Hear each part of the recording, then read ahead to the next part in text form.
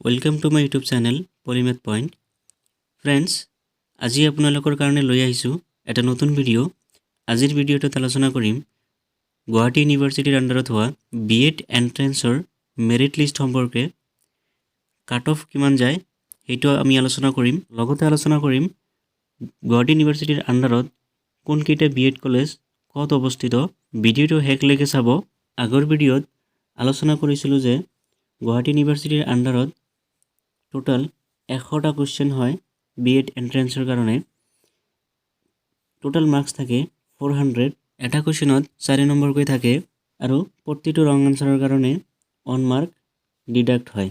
এতিয়া আপোনালোকে যদি গভৰ্ণমেণ্ট কলেজত বিএডৰ কোৰ্স কৰিব বিচাৰি আছে তেন্তে আপোনালোকৰ ৰেংকটো বহুত ভাল হ'ব লাগিব। আপোনালোকৰ টোটাল মাৰ্কস যদি 300 প্লাস হয় তেন্তে গভৰ্ণমেণ্টত সিট পাব।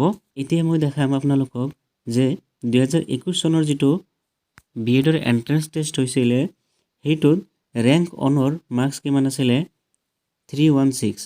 গতিকে আপোনালোকে more than 60 কোৱেশ্চন কাৰেক্ট কৰিব লাগিব, তেতিয়া কিন্তু আপোনালোকৰ মাৰ্কসটো around 300 আহিব আৰু তেতিয়াহে আপোনালোকে গভৰ্ণমেণ্ট বিএড কলেজত এডমিশন পাব। যদি আপোনালোকৰ ৰেংকটো বহুত তলত থাকে প্ৰাইভেট কলেজৰ আণ্ডাৰত এডমিশন ল'ব লাগিব। এতিয়া আহিছো কাট অফৰ কথা লৈ। গুৱাহাটী ইউনিভাৰ্চিটিয়ে এটা জেনাৰেল কাট অফ দিয়ে, হেতু জেনাৰেলৰ কাৰণে থাকে 400ৰ ভিতৰত 80 মাৰ্কস। যদি কোনোবা ক্যান্ডিডেটে 80 মাৰ্কস পাইছে তেন্তে তেওঁ বিএড কলেজবিলাকত এডমিশনৰ কাৰণে এপ্লাই কৰিব পাৰিব। কিন্তু তাৰ মানে এইটো নহয় যে তেওঁ এডমিশন পোৱাটো খাটাং। আপোনালোকৰ মেইন চেষ্টা হ'ব যে more than 80 মানে 100 বা 100 150 বা তাতকৈ অধিক নম্বৰ কেৰি কৰা প্ৰাইভেট কলেজত এডমিশন পোৱাৰ কাৰণে। গভৰ্ণমেণ্ট বিএড কলেজত যদি আপোনালোকে এডমিশন পাব বিচাৰে তেন্তে আপোনালোকৰ মাৰ্কসটো বহুত হাই হ'ব লাগিব, around 300ৰ ওচৰা-ওচৰি হ'ব লাগিব। গুৱাহাটী ইউনিভাৰ্চিটিৰ আণ্ডাৰত এই ৰিলেক্সেশন বিলাক এনেকৈ দিয়া আছে।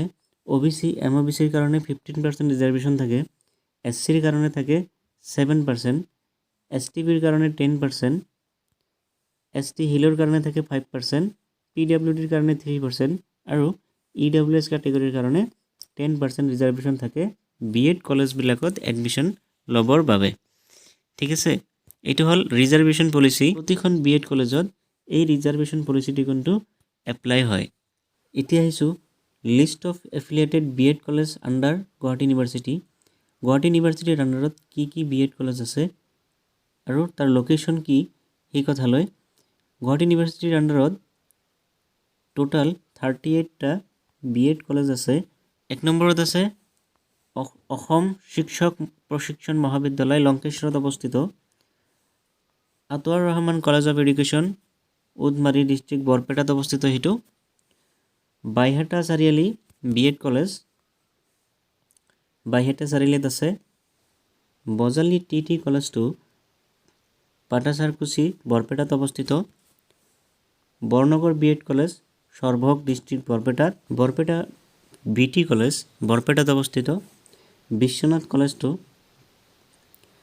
বিশ্বনাথত অৱস্থিত আছে। বঙাইগাঁও বিএড কলেজটো বঙাইগাঁৱত আছে। নেক্সট আছে কলেজ অফ এডুকেশ্যন বকো, যেটো বকোত আছে Kamrup district. College of education Christian বস্তিত আছে। নেক্সট আছে college of education Morigaon, college of education Nagaon, Dakshin Guwahati BEd college Fatasil আমবাৰীত আছে। দেওমৰীয়া বিএড কলেজ দৰঙত আছে। ধুবুৰী বিজেডিটি কলেজ যেটো ঝগড়াৰপাৰাত অৱস্থিত ধুবুৰীৰ। District institute of education and training DIET হেতু আছে শোণিতপুৰত। District institute of education and training DIET গোৱালপাৰাৰ দুধনৈত আছে। হেতু district institute of education and training DIET মিৰ্জাত অৱস্থিত। Doctor Anita Barua Sharma college of education গুৱাহাটীত অৱস্থিত। Doctor S R. Teachers training research institute সমতাত আছে নলবাৰীৰ। তাৰপিছত আছে গভট পিটি কলেজ, এইটো গোৱালপাৰাত অৱস্থিত। Govt Banikanta college of teacher education Lachit Nagar Guwahati. Govt college of teachers education তেজপুৰত অৱস্থিত। গভট শিক্ষক মহাবিদ্যালয় নগাঁও এটা নগাঁৱত অৱস্থিত। KRD কলেজ অফ এডুকেশ্যন ছয়গাঁৱত আছে কামৰূপ। নেক্সট আছে কলিয়াবৰ কলেজ অফ এডুকেশ্যন, এইটো নগাঁৱত অৱস্থিত। কলেজ অফ টিচাৰ এডুকেশ্যন মংগলদৈত আছে। National institute for teacher education খেত্ৰীত আছে। প্ৰাগজ্যোতিষ BEd কলেজটো পাচাৰিয়াত আছে, কামৰূপ ডিষ্ট্ৰিক্টত পৰে। RC চাহাৰীয়া TT কলেজটো টাংলাত আছে। ৰঙিয়া TT কলেজটো ৰঙিয়াত আছে, কামৰূপ ডিষ্ট্ৰিক্ট। চিপাঝাৰ BEd কলেজটো চিপাঝাৰত আছে, দৰং ডিষ্ট্ৰিক্টত অৱস্থিত।